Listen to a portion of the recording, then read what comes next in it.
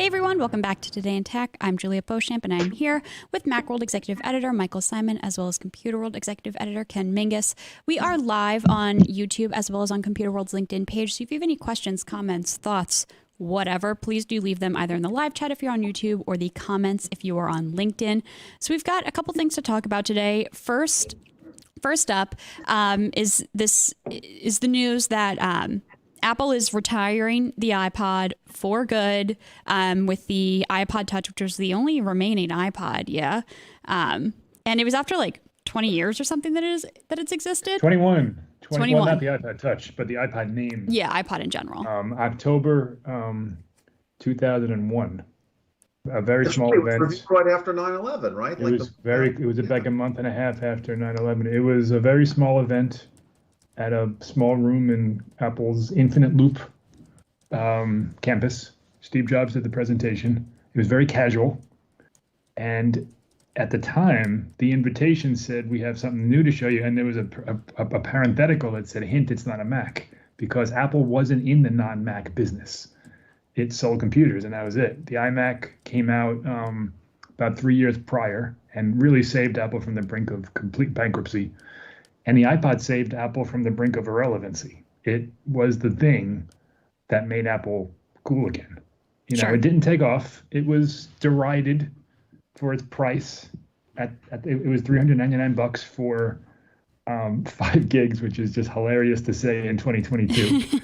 What did it hold? Held 1,000 songs. It held 1,000 songs. Had a really small monochrome screen, but what made it a hit was eventually that it came to Windows, and it kicked off the digital music revolution. The iTunes Music Store followed a couple of years later, and the rest is history. Because at the time, Napster and those things, people were trading in MP3s and had no way to really play them.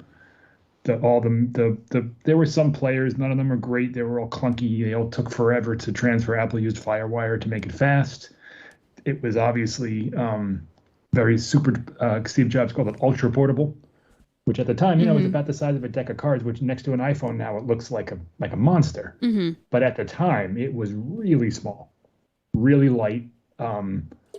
Didn't skip, which again, the thing that we don't think about now, but at the time, portable CD players, they skipped all the time. If you were walking, running, it would constantly skip. It had 3 or 4 second skip protection, which wasn't enough.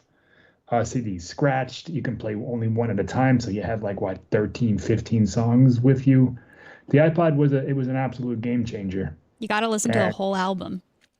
Yeah, right. Because changing it was a pain. And, the iPod just completely and totally changed the game. It's entirely possible that I might have had one of the first iPods and probably the second iPod. I had the first. The first was the white one with the scroll wheel? It was white with the wheel actually spun. Yeah. They came out with the solid state wheel a couple of generations later, but the wheel, it was a spinny wheel. Yeah. And I bought one.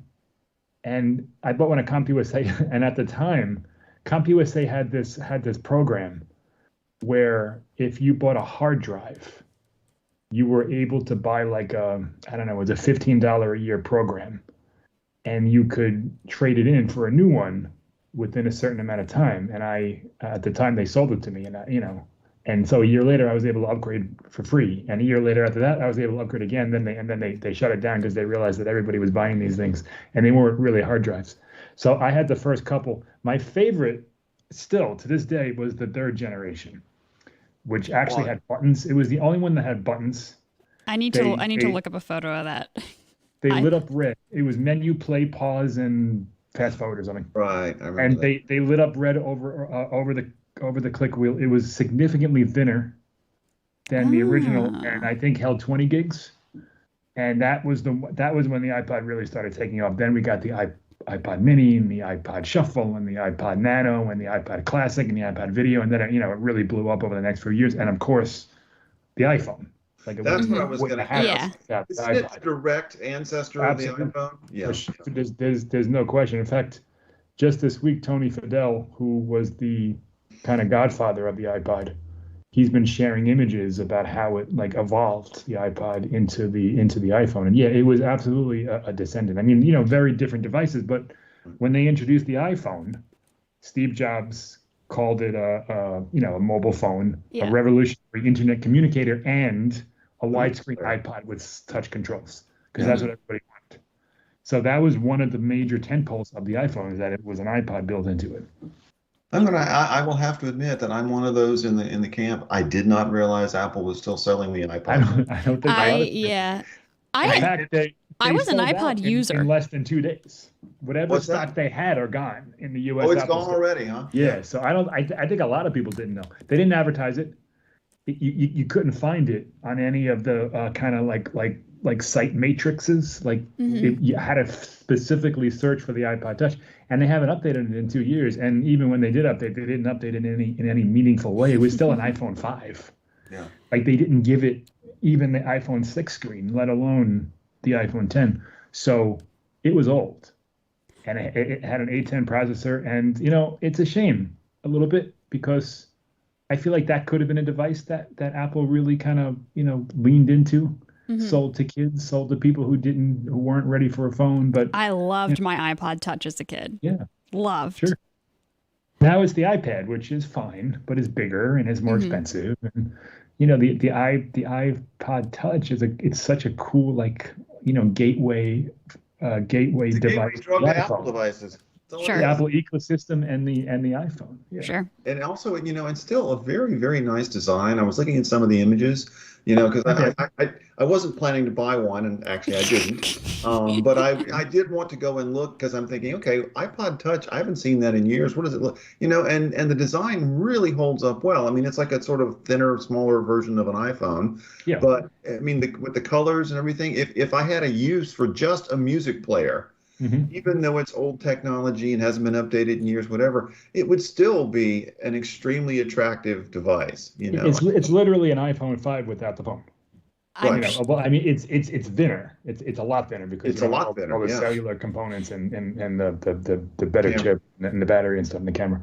But it does all that stuff. You can messages, all Sure. the apps, games, Apple Arcade, all that stuff. If anyone wants one from, I'm gonna say 2008. I'm sure it's still at my parents' house, and I'd love to give that away to a collector. You could save it and do an NFT on it or something. Those are Maybe words to do together. Yeah, I'm not sure they're good ones, but we have like two viewer comments, mostly just comments. One viewer said that they had to use a cassette tape to store their computer program, so save your tears. Sorry, I'm Sure. I'm cusp Gen Z, so that's unfamiliar to me. And then another viewer said, what took Apple so long? And I guess maybe it was still making money. I don't know. We don't really have any insight into that. What but took Apple so long to get rid of retire it? Yeah. I guess. I don't know. Maybe someone forgot they even sold it. I don't know. If if Tim Cook was going through Apple's warehouse and they said, "Why do we have 7,000 iPod Touches? Can we sell these, please?" yeah. They haven't updated. I think the last time was 2020, I want to say. But even then, it wasn't much of an upgrade. And, there were rumors that Apple was working on a new model, which, we thought maybe. For who? Nope. Not happening. All right, there you have it. iPod Touch, 2000. It's definitely the end of an era, because that was it. You can say the iMac, Steve Jobs, the iPhone, the iPad, all that very important stuff. But it was the iPod that really made Apple become this $2.5 trillion company that it is today. Without the iPod, none of this happens. None of it. So, now they've got this big company, and they want people to come back to their big new office. Oh, this That is was a the good other big segue. news. Yeah. The story I wanted to talk about kind of got scooped by the iPod Touch announcement, but I presume you saw last week that a group of Apple employees got together. I think they call themselves Apple Together. And they are pushing back on the company's plans to bring people back into the headquarters 3 days a week minimum. And it's just interesting because, to see this play out at Apple, I mean, it's something that's playing out at companies across the world, basically, certainly at tech companies. This whole idea of, okay, the pandemic, while not over, is manageable in some ways. So how do we get employees back into the office and all these offices that we've spent a lot of money, on either leasing or building or whatever? Mm-hmm. And then how do we allow people to have, I mean, a lot of people want remote work now, or at least some combination of remote and office. Yeah. And how do we do it right? And so Apple's, decision was Apple leaders, I think from Tim Cook on down, had this idea that creativity happens around the water cooler. It happens in the hallway. It happens when you're chatting with somebody in the break room. And I'm not denying that. But apparently a lot of the employees, and they're anonymous, we don't know really, who these employees are. But they're basically saying that requiring people to be back in the office a set amount of time is a throwback to basically when dinosaurs ruled the earth in terms of company policies. And it's just been interesting to see them very vociferously push back on this because it's, Apple is such a high profile company that, and of course, Apple is like, well, I don't know that they said a whole lot in direct response, but basically it's sort of, in the past, they've said, we're doing the best we can to work with our employees and make sure that they're happy. But there was somebody who I think was like the top guy for machine learning there, left. After, last week up and left and said, this is just not going to work for my team and I'm out of here. And I think, I'll be real quick. The issue to keep in mind is that when you've got an economy like we have right now, where unemployment, especially for tech workers and tech savvy people, is extremely low. Mm-hmm. There are a lot of people who are, analysts and HR folks who are saying if you don't give employees kind of what they want, they are much more likely to leave than they would have been in the past. So it's just going to be interesting to see if this plays out at Apple. I don't know how we would know, if there's sudden brain drain at Apple with people leaving because they have to be in the office. But I don't think this is the last we've heard of this fight.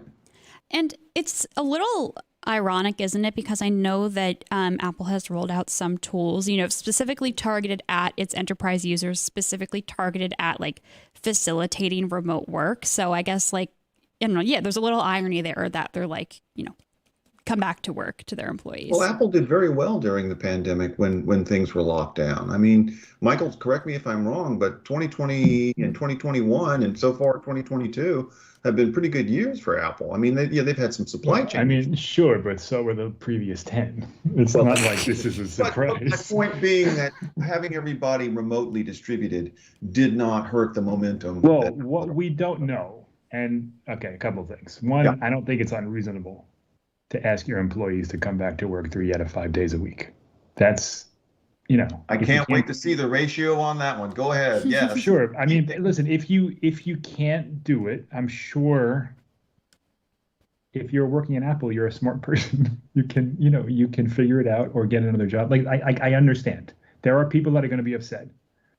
The pandemic, what Apple and everyone else, every other company in the world had to deal with during the pandemic, we knew it was short term. Yes, it has changed things. No, it hasn't changed things to the point where Apple doesn't need any employees in a physical location. And that's just not, it's not realistic. And I'm not necessarily defending Apple in this instance because, this is just who we're talking about. Right. Google, Facebook, Starbucks, whoever you want to talk about, you can't just rely on complete remote work forever. Mm-hmm. You do need that collaboration. We're in a job where we're very much independent in the sense that, I have a team of people and they file stories. You mean as journalists, basically, is what you're talking about. Yes. Yeah. Whether I'm in the office or whether I'm on Slack or Teams or whatever it is, our roles are basically the same. Maybe if I was in an office, we would talk more and maybe there would be a couple different ideas or something. And if we want to brainstorm, we have to specifically set a time to do it. And sure, that's different. But my job and your job and Juliet's job, it's a little bit different than what Apple is talking about. And I do think that the pandemic has changed things. And I also think that Apple has responded to that. So 3 out of 5 days, that's what? 40% less workday in office work week. Sorry, and not workday. That's 20. Is that 20%? That's 20%. No, that's 40%. 40% less. at home, 60% in the office. Yeah. Right, but it's 40% if you less. think of a traditional 5-day work week. Right, which is what they had before. Yeah. So I think that's a pretty good, whatever the word is there, perk. I don't know what the word you're looking for is. Compromise, sure. And yes, there are people who are going to always complain. Sure. That people would complain the other way too. If Apple said we're going to shut down Apple Park, then people would freak out. Like there's always going to be people that complain about whatever decision you make. I don't know what the percentage of the people making the noise are. My guess is, let's say it's 10%, which Okay. is probably too high. Okay, maybe Apple can work with those people. Maybe they can come up with a policy. But there are a lot of people at Apple and Google and everyone else that need to be in an office environment. For example, the entire design team. Mm-hmm. You can't do that stuff remotely, at least Sure. not to the way Apple expects it to be done, or Apple wants it to be done, or Apple's customers expect it to be done. Things will suffer. Teams, iOS, iPad OS, hardware, software, they need to collaborate. You can't just rely on a Zoom conversation once a day even. Yeah. So I do understand it. On the other hand, yes, there are great tools that Apple makes that make remote, like for example, this call right here. Mm-hmm. Ken's in North Carolina. I'm in Connecticut. Juliet's in Massachusetts. We're talking as if we're in the same room, Yeah. but it's not the same as if we were sitting around a table chatting. No, in fact, True. I have something I want to add to that in a second. Real quick, I think the issue with the Apple thing was not so much, well, it might be the number of days in the office, but it was also, I think they had sort of specified which Yeah, day. it was somewhat rigid, but you need that because if you want people to collaborate, you can't have them coming in different days. Well, I mean, what I would say is you can do something like that, but do it on a team by team basis. Maybe not make it a company wide policy for Sure, everybody. maybe they Sure. will Because I agree with you adjust. completely. Maybe they'll adjust that, and Yeah. Apple also gets the most attention and the most noise because they're the biggest company in the world. Right. Not so much anymore because the stocks have been getting crushed lately, but they're still extremely valuable with a ton of employees and a ton of attention. And I don't know what Samsung's policy in South Korea is, or what Sony's policy. I don't know. Mm-hmm. We know Apple because it's here, so that's what we hear. I'm sure every single company around the world is dealing with similar things. Yep. Yeah. I wanted to jump on. Did I interrupt you, Julia? No, go ahead. Okay. I wanted to interrupt. No, I wanted to add something because we had a different story in Computer World this week that Matthew Finnegan did about a study looking at, Michael, you were just talking that when we're on video like this, it's almost like we're in the same room talking. Sure. But it's that almost part that they've done some studies that have found that video chats actually, depending on what you're trying to accomplish, can undermine creativity. Sure. I agree. I can see that. Yeah, I agree. Interestingly enough, what they found was that there's two kinds of creativity that get affected. One good, one bad. If you're brainstorming, you've got a big group of people, a big screen filled with little boxes, and you're trying to brainstorm. And you're focused on the screen in front of you in those little boxes. Apparently, you're excluding the rest of your field of view around you. And that actually has an effect on creativity because you're so focused on what's in front of you.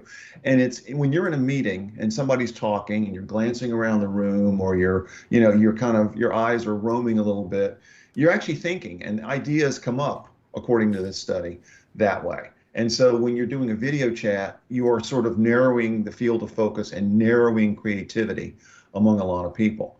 Conversely, if you're doing a video chat, let's say you've come up with your ideas and you're just trying to figure out which idea is the one to go with. Mm-hmm. When you're focused on a set range of options or products or plans or whatever, that's when these kind of video chats actually do really well, because once again, they narrow the focus to what's in front of you and allows you to really focus on what the best decision is. I just thought it was sort of fascinating because we've all been trying to figure out for the last 2 years, is video really the same as being in the office? It's not.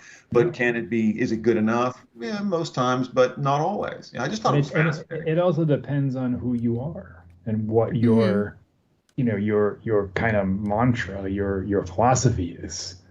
And, Apple wants to continue that spirit of collaboration, that spirit of, listen, I don't know how Apple products are made. I don't know if someone was chatting about music and that led to the iPad. I don't know.